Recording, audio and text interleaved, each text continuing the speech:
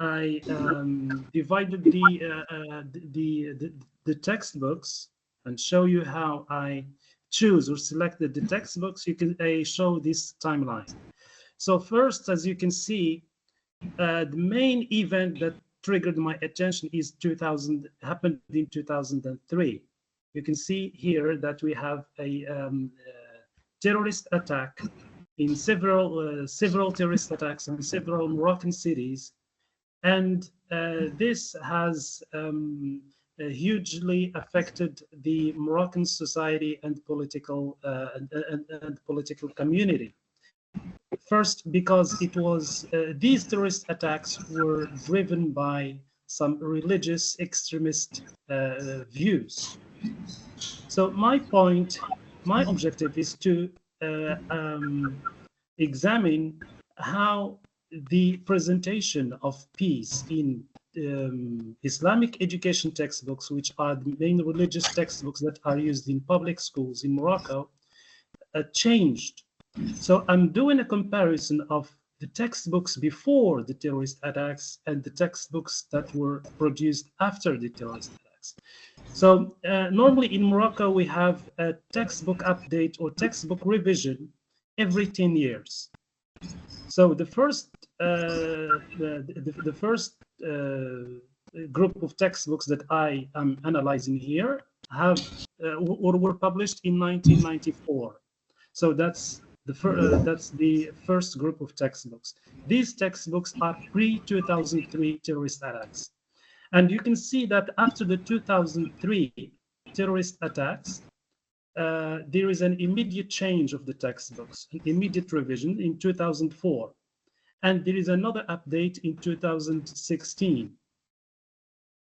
So I'm trying to find out whether there is a significant change in the way these textbooks present the themes and topics of peace education and dealing with peace and religious tolerance. So, if this is how I selected the textbooks. Do you need me to clarify more, Ray? Thank you for clarifying. This is very important for us. Thank you so much. Right. So have I made it clear? Excellent. Very clear. Thank you so much. Right. So based on this these divisions, I have formulated these two research questions. To what extent do Moroccan Islamic education textbooks include contents that promote global peace before and after the 2003 terrorist attacks on Casablanca and Marrakesh and other cities?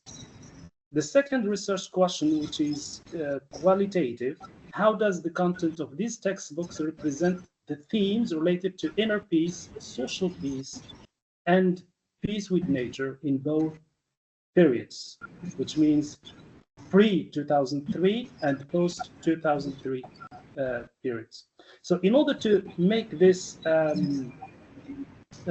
analysis clear and possible, I had to look for a theoretical framework that can guide me through the analysis. So the theoretical framework that I have found in the literature was that of Global Peace Framework, which is advanced by the UNESCO in 2015. All right. So we are now on the slide of Global Peace Framework. Is that so? Yes, thank you. All right. So this framework has presented an interesting theoretical framework for analyzing and for studying global peace within textbooks, because it has divided them into global peace into three main categories. There is inner peace, which is self peace for the individual, how to promote individuals' ability or well-being to feel peaceful with themselves. And also we have the social peace, promoting interpersonal peace within a community and within the global society of global citizenship. And then we have a third dimension, which is peace with nature, which means that we have to respect the environment. So based on these, I have developed, based on these three categories of global peace, I have developed this checklist. Next slide. Yes. So, yeah. Right. So through reading the literature, I tried to find out subcategories within each category. For example, what are the themes that represent inner peace? So I found several themes like balance, positiveness, satisfaction, serenity, and others. But I have chosen only these four because these are the ones which I found relevant to the context, to the textbooks. The other themes were not found in these textbooks. So then I moved to social peace, which was developed into three subcategories.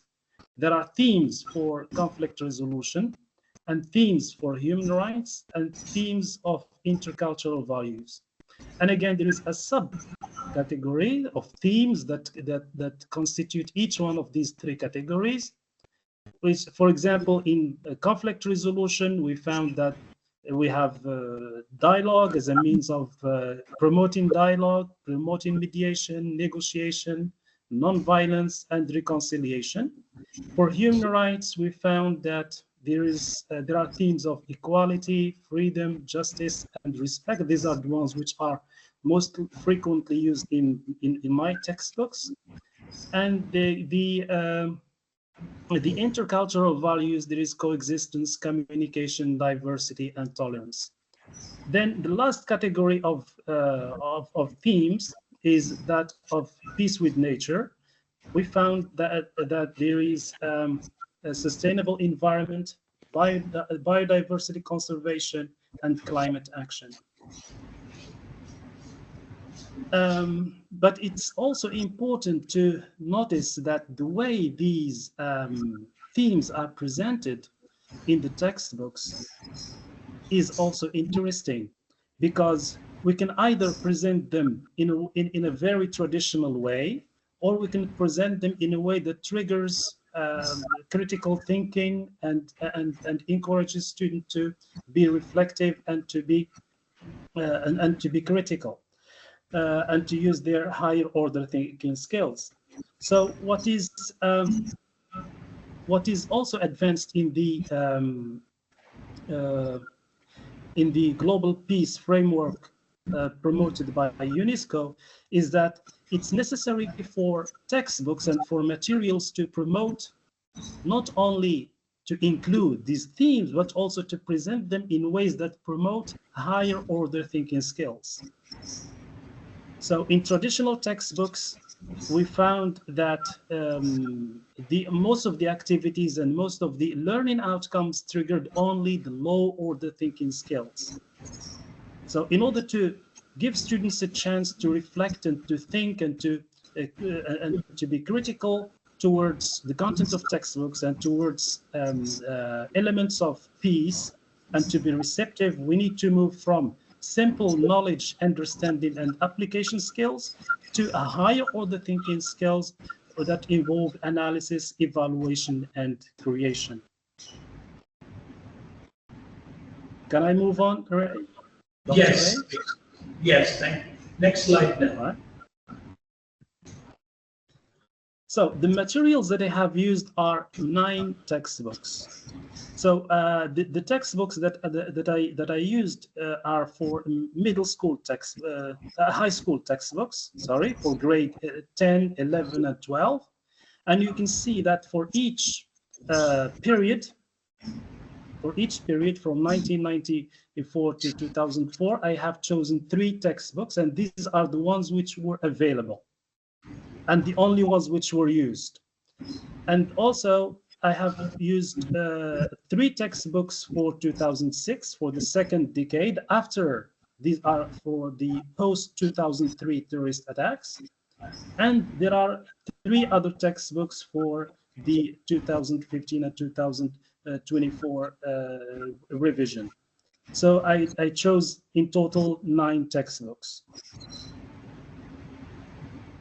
Are there any questions, Dr. Rey? It's very clear. Matrix. Very clear. Thank you. Now I move to the methodology. Yes. So I used a mixed methods approach.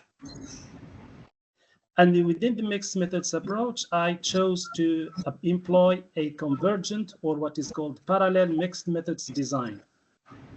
This design allows me to collect both qualitative and quantitative data simultaneously, of course, using the checklist.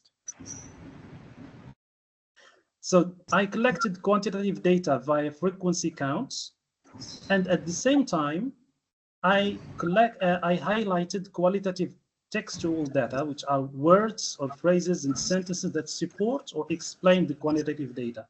So for instance, when I say that, for example,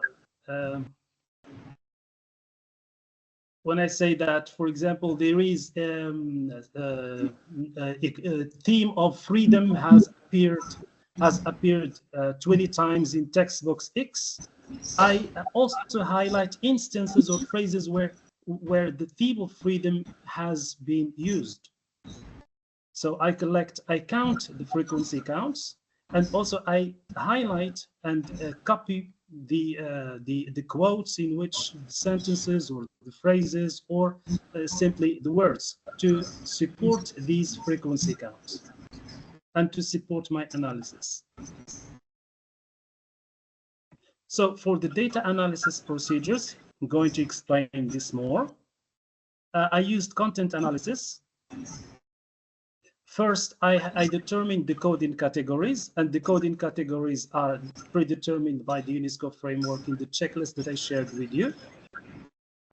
I also determined the coding units. So what shall I count?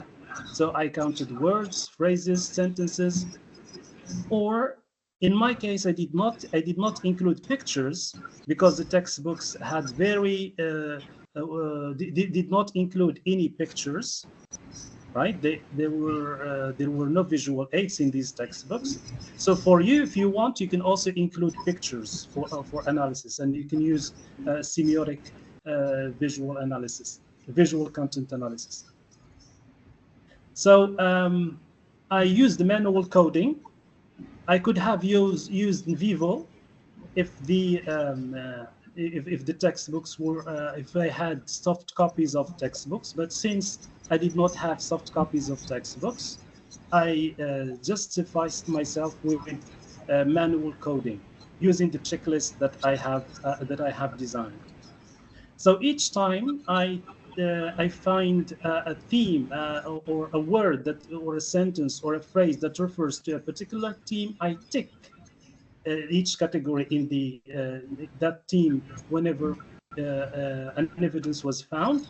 I tick it in or I make a cross or in the checklist, and between parentheses I write the words that appeared or the phrases or the sentences to see if to what extent they promote the piece within the textbooks. And at the same time, I write the word or phrase or sentence in which it appeared. Any questions concerning data analysis procedures? It's crystal clear. It's clear. Thank you. Very clear. Thank you. Right. So for the tests of reliability, I used inter-rater reliability. I did not do the analysis alone. I had to engage another PhD students and a master students first in analyzing the first set of textbooks, and then we cross-compared the findings or our frequency counts, right, to see to what extent they match. And this is how I measured the inter-rater reliability. And then after I have, yes, after I have made all the frequency counts, I use the chi-square test of independence to see how the degree of independence between the textbooks and the results. So is it significant or insignificant? I also measured the effect size using Cramer's V, because Cramer's V is more suitable for a categorical data. And of course, it's easy since we have already calculated the chi-square test of independence. All right? Yes. So shall I move on, right? Yes, please. Right? Yes. Thank Yes, you. please. So now I'm going to move to the results. Right, so normally here I'm presenting the results in graphs, right? But the best way to present them is in tables when you are writing your paper or your dissertation. The graphs are only helpful for presentations in conferences, right? But for those who want more details, tables are more interesting. So the general overview of the results, you can see that the first category of textbooks, the pre-2003 textbooks, had very little amount of or number of peace education themes. But these themes are going to increase in 2006 and 2016 textbooks. All right, and this is quantitatively. Next slide. So we observe that in the pre-2003 textbooks showed a shortage in global peace themes. So even if you see that there are some themes which are recurrent in these textbooks, in pre-2003 textbooks, they only talk about maintaining peace among different groups of Muslims, but they do not include maintaining peace with non-Muslims. But if we see, if we have a look at the post-2003 textbooks, there is a significant increase in global peace themes quantitatively, but also qualitatively, because they promoted peace between Muslims and non-Muslims. They encourage themes, and they included themes and topics which establish peaceful relationships between Muslims and other non-Muslim communities. We also notice that there is a change in the way these textbooks presented their contents, because counting Bloom's learning outcomes in textbooks, and we're using Bloom's taxonomy, we notice that learning outcomes are more efficient and more present in 2006 and 2016 textbooks, revised textbooks, but they are very scarce in 1996 textbooks.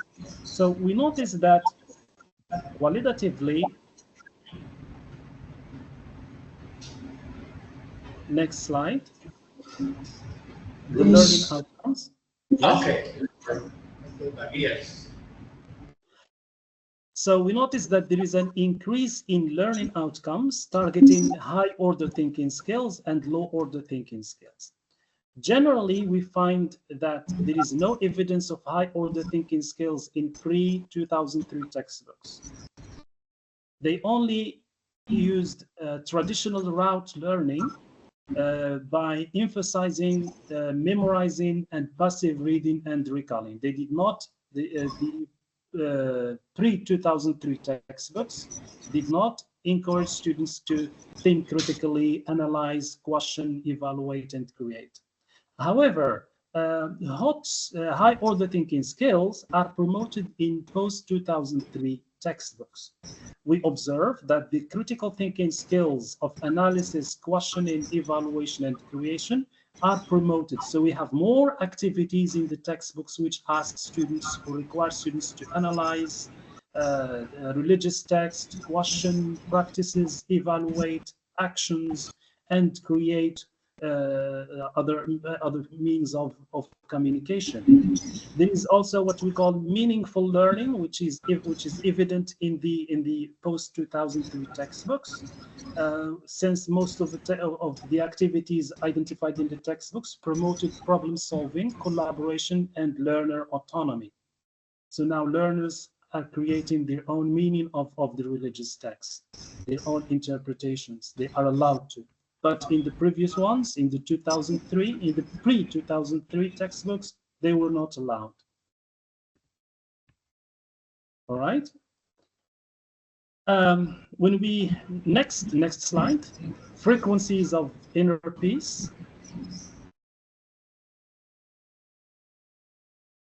All right, so we notice that again there is a quantitative difference between pre-2003 and post-2003 textbooks, but inner peace is most evident in the 2016 textbook revisions. So we notice that, next slide, for the themes of inner peace. So the textbooks, especially 2016 textbooks, the last category of textbooks, presented an abundance of themes of inner peace, such as balance, serenity, satisfaction, contentedness, moderation, self-control. Of course, let's not forget that these themes were present in Arabic, because the textbooks were written in Arabic. So I had to translate them and to look for their equivalence in the translated text. Right? So we find also positive thinking, psychological health, integrity, psychological balance, optimism, stability, peace of mind. All these are themes which appeared in the 2016 textbooks concerning the promotion of the theme of inner peace. Also, we noticed that in the post-2003 textbooks, they have integrated new lessons that targeted only inner peace. So in the pre-2003 textbooks, inner peace was totally ignored. But in post-2003 textbooks, the updated versions, they have included new lessons. So it's mainly 4 lessons which targeted inner peace. There is a lesson on integrity. There is a lesson on satisfaction and contentedness. There is a lesson on belief and psychological health. And there is a lesson on moderation and self-control. And of course, each one of these lessons presented religious text or excerpts from religious texts, sacred texts, that asked people, Muslims, to be more in peace, at peace with themselves, and to try to maintain their psychological health.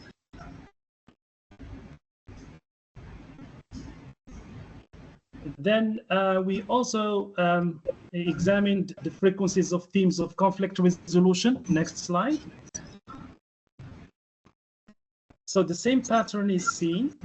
So there is an increase of themes of conflict resolution in 2006 and 2016, but they are very rare in 1996 textbooks. Next slide. The themes which were identified were as themes of conflict resolution. We have themes of non-violence, themes of dialogue, mediation, reconciliation, forgiveness, leniency, mercy, kindness, compassion, restoration of peace, avoiding violence and conflict resolution, dialogue management. So all the equivalents of these words in Arabic were abundant in 2006 and 2016 textbooks. There are even new lessons that targeted only maintaining conflict, promoting students' ability to resolve conflicts. So we find that there are some lessons on dialogue strategies, how to solve conflicts using dialogue, and how to use clemency and tolerance, how to have mercy and leniency. So we have at least 3 lessons which were introduced in these textbooks to promote students' ability to resolve conflicts and to avoid violence. Okay, we move to the next slide. Yes. All right, so we have human rights, the themes of human rights. So we notice that the themes of human rights again increase across time. They were the same pattern is also maintained. They were quite short in 1996 textbooks, but they were promoted in 2006 and 2016, especially in grade 12 textbooks. Some of the themes that were identified, human rights themes, we have human rights as a theme, we have equality, justice, equity, respect, freedom of thought and expression, freedom of speech, freedom of volition, freedom of making decisions, freedom of making choices, and freedom of free will. So we find that these themes are abundant and prevalent in Moroccan textbooks produced in 2006 and in 2016.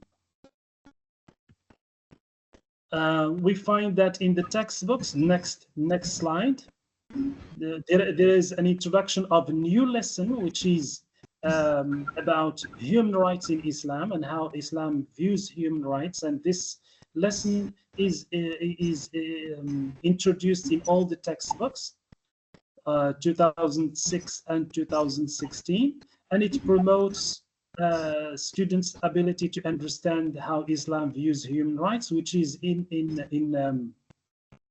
accordance with the UNESCO's and the United Nations view of or definition of human rights. So there is an alignment between international organizations and Islamic vision of human rights in these textbooks. Next slide. So intercultural values, the themes of intercultural values, we see that there is a sudden increase of intercultural values themes in the 2006 textbooks, and this could be seen as a reaction to the terrorist attacks, because most of the terrorist attacks targeted the Jewish population, targeted the Christian population in Morocco, and so as a reaction, the textbooks which were produced immediately after 2003 promoted intercultural values and of dialogue, and included themes which are listed in the next slide.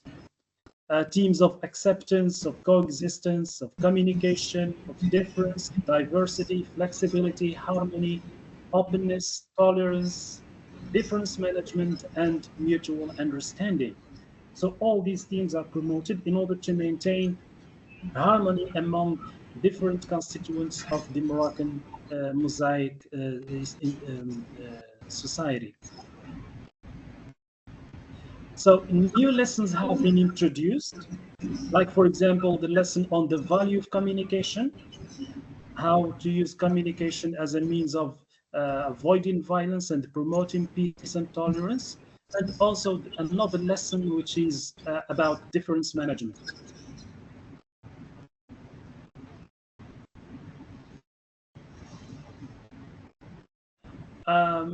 The last part is that of the frequency of themes of peace with nature. So we noticed that the peace with nature theme was promoted only in the 2016 textbooks, with the increase of the global awareness, the increase of the global awareness towards environmental issues.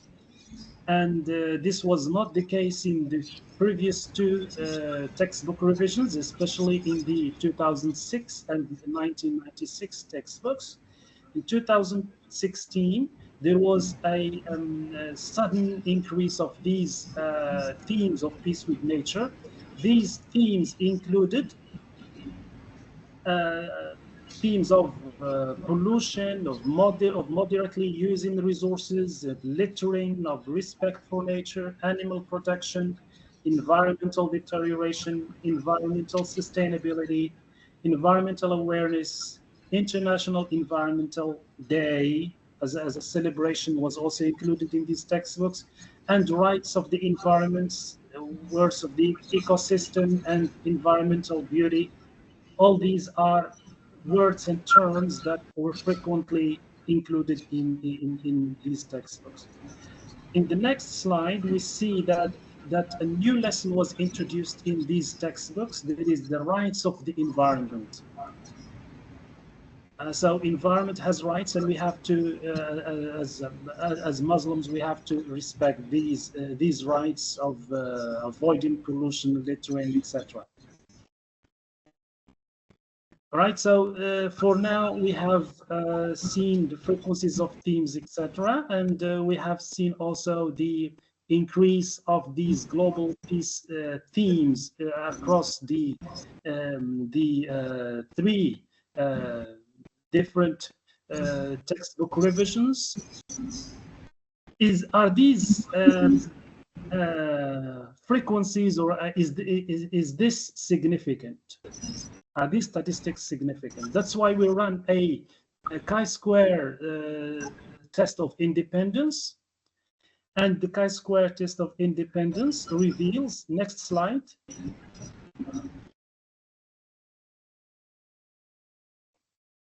Okay, the next slide, the chi-square test of independence was conducted to examine the relationship between the category of topics of inner peace, conflict resolution, human rights, intercultural values, peace with nature, and the textbook reforms in 1996 and 2006 and 2016. The results were significant, which means that the differences are significant. They are meaningful. They indicate that the distribution of topic was independent of the reform. This means that 2006 and 2016 reforms have had a significant impact on promoting the inclusion of peace education topics in Islamic education textbooks used in Moroccan high schools in the last 3 decades, especially in the last 2 decades, starting from 2006 till 2024. But is this significance, is this relationship strong? And that's, there is a relationship, but is it strong enough? And this is where we are going to use the Kramer's V effect size test. So the Kramer's V test is 0.3, which shows a moderate association. It demonstrates that while the association is significant, as indicated by the chi-square test, it's not perfect, indicating that other factors may also influence the relationship between presence of themes and the period of the textbooks. What these factors are is something to be explored in other research studies. Now for the discussion. Unless, of course, there are questions here, Dr. Rey. Okay, yes. One question is from the chat box. What is the coverage of 9 Moroccan textbooks of Islamic education? All high schools in the country? I think it was indicated in your slides. Yeah. Let me see. Can you repeat, Rey? I think you have the answer is grade 10, grade 11, and grade 12. You have answered. Yeah. Grade 10, 11, and 12. The last 3 years of high school. Yeah. After grade 12, in grade 12, students get their baccalaureate, and then they move to the university. That was the So question. the age category is from 16 to 18. 15 to 18, 15 years old to 18 years old students. Thank you. All right, so for the discussion, we noticed that the pre-2003 textbooks had an extreme shortage of peace education themes. As claimed by one of the studies, they promoted soft jihadism, which means they provided students with the floor to be an extremists.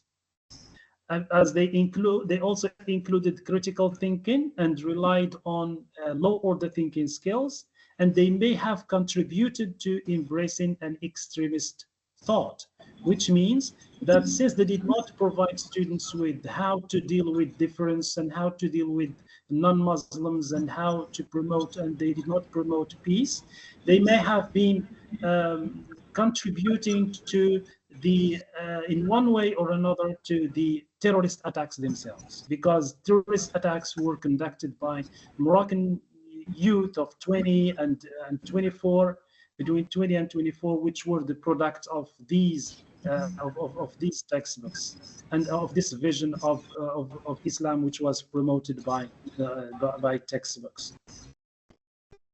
Dr. Hassan. Yes, please. I think the question was, are these textbooks that you have studied, examined, required in the whole country, or there are other textbooks for these grades that you did not study? No, they all the textbooks. Normally in Morocco we have a uniform educational system, which means that all students in the same grade study the same subject using the same textbook. Thank you. All right. So I have especially for the pre-2003 textbooks.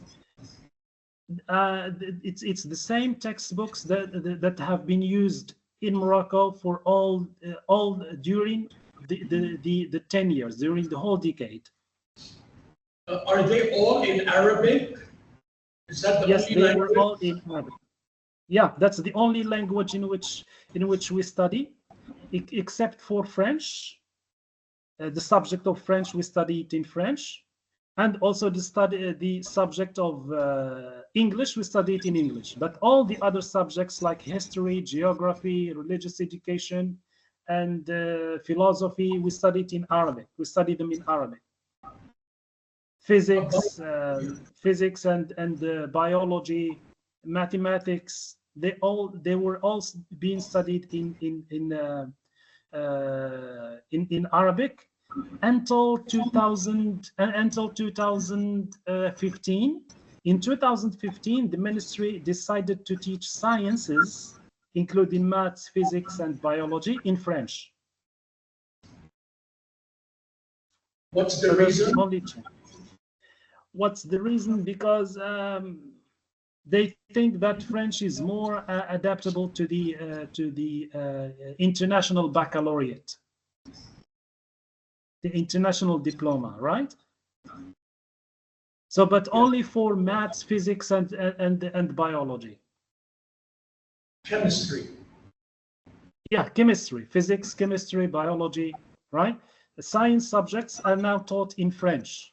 So we have the textbooks in French. But for history, geography, yes? By Moroccan authors. Yes. Okay, thank you. Okay.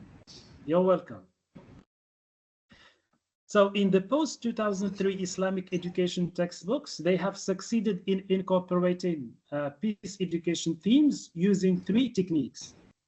Either the technique of elimination, or adaptation, or innovation. We are going to see how these work. In the next slide, the technique of elimination, the textbooks have eliminated violent terms and expressions. So if we compare pre-2003 textbooks, we find that to post 2003 textbooks, we find that the previous ones included a lot of violent terms such as jihad, martyrdom, the word killing, death penalty, cutting of body parts, crucifying, and whipping. In the post 2003 textbooks, all these words are eliminated. You cannot find any of these words in any of the textbooks anymore. There is also terms of adversity, especially adversity between Muslims and non-Muslims. Again, in pre-2003 textbooks, we find that non-Muslims are described as enemies of Islam, disbelievers, polytheists, atheists. And in the post-2003 textbooks, we find that they are presented as people. We are no longer talking about enemies or about non-Muslims, or they're talking about people in general. So they are not categorized, they are not labeled in order to promote a certain kind of inclusion and a certain kind of diversity and mutual understanding. So the lesson on jihad was also eliminated. So now we don't have any lesson or any term of jihad in the textbooks. The second technique is that of adaptation.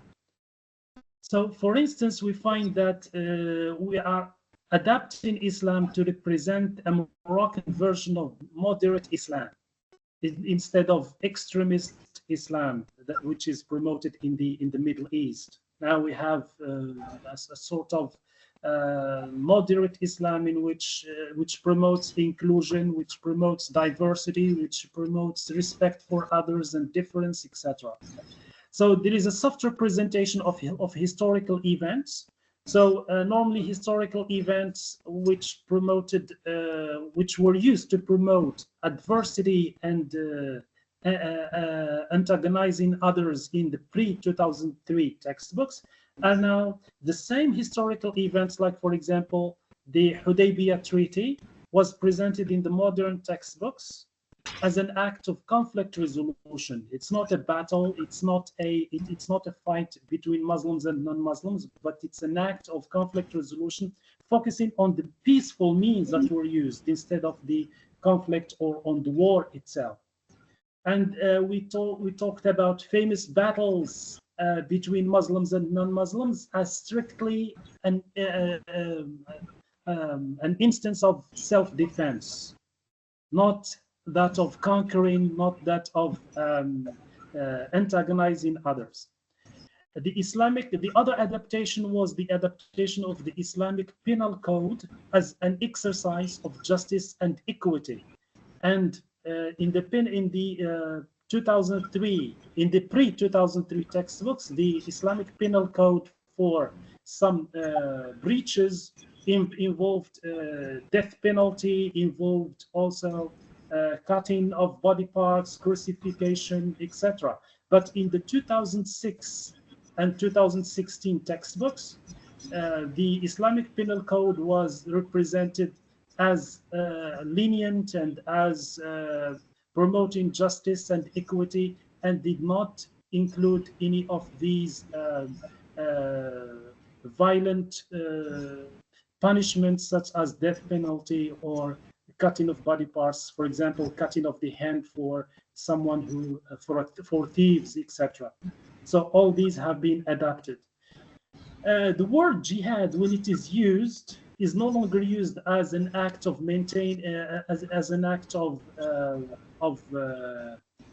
violence against others, or as an act of killing others, or as an act of, but it's presented as an act of maintaining self-balance. So you have to get into fight with yourself in order to maintain it on the right path, on the path of righteousness, to keep yourself balanced. And jihad now is being presented as the person's struggle to keep on the way of righteousness, instead of its traditional version, which involved as an act of violence against others. So now it's just your struggle to maintain inner balance and inner peace. In terms of innovation, there is innovation in content, since we have said that there are a lot of lessons which have been introduced in order to maintain and promote peace, global peace. So we have discussed previously that these textbooks included new lessons about human rights, about conflict resolution, moderation, difference and adversity, and dialogue, communication, tolerance, nonviolence, environmental sustainability, freedoms, and psychological health. All these are innovations in terms of content. We also have in terms of pedagogy, the way they are presented. So we noticed that the new textbooks promoted high order thinking skills in terms of expected learning outcomes. They also used a competency-based and task-based approach to the presentation of the content. There is also autonomy. They promoted autonomy, collaboration among learners, problem solving, and critical thinking, and also encourage students to work on projects, online projects, and using social media platforms to promote this new vision of Moroccan moderate Islam. So I think this is the end of my presentation. And if you have any questions, please feel free to ask. Thank you very much for your attention. Yeah. Are there questions from the floor here? Dr. Khan? Yes, please. I think, first of all, thank you very much for a very broad definition of peace in the context of Morocco and Islamic education. And I have that question: is there any religious clause in the constitution of Morocco? Is there a religious clause in your constitution? Because the Islam majority. Are you secular or are you a religious state? It's a religious. Morocco is a religious state. It is based. It's in the constitution. The second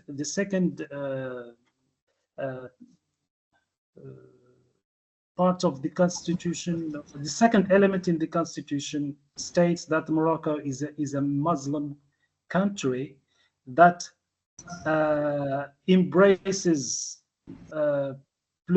pluralistic view towards religion. So the main religion in Morocco is Islam, but it also acknowledges the minorities of the Jewish minorities and the Christian minorities, and it gives people the freedom to exercise their own religious beliefs in total freedom and guaranteed by the law, as long as you don't, of course, transgress the lines with the other with other religions. In total respect, you can do whatever you want in Morocco, right? And no one is going to tell you why you're doing it, especially in terms of law. So, yes, please. Please continue, Dr. Hassan. Yes, so just a summary to your question. Yeah, Morocco is not a secular state. It's a religious state. It acknowledges Islam as its primary religion, but also acknowledges the right of coexistence and tolerance and difference, and gives freedom of belief. Dr. Hassan, there's a question because there was a power failure in Myanmar. One of our students is in Myanmar.